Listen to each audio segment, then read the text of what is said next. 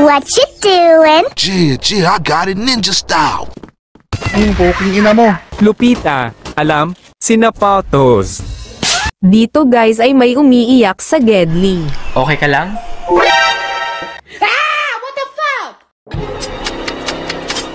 May narinig akong mga customer dito. Bili ka taho.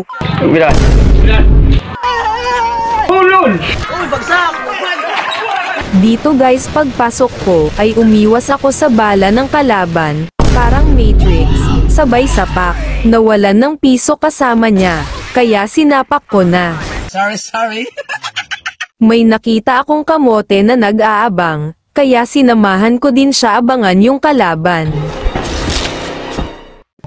Umi-sniper ka. May kupal akong nakita kaya tatry natin tasaksakin. Ate, tulog ka ba?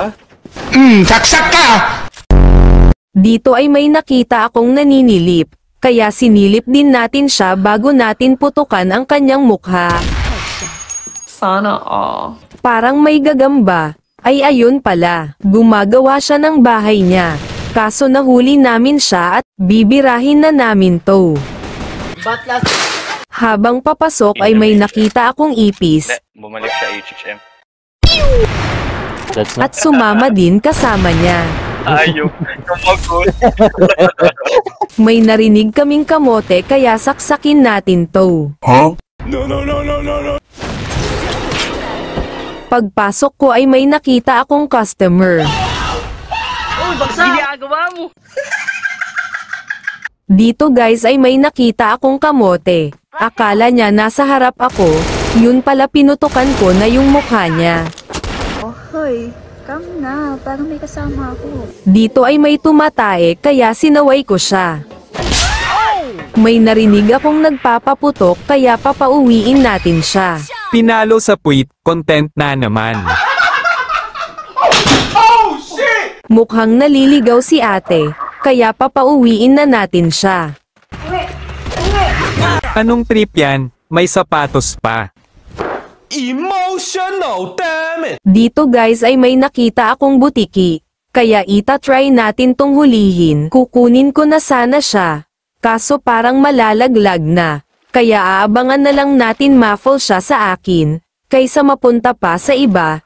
At least ginawa mo ang lahat, at hindi ka basta sumuko. Tulad nito, lumalaban pa din, kahit alam niyang talo, basta wag kang susuko. Pag feeling mo na babagsak ka na, kumapit ka lang na parang gagamba.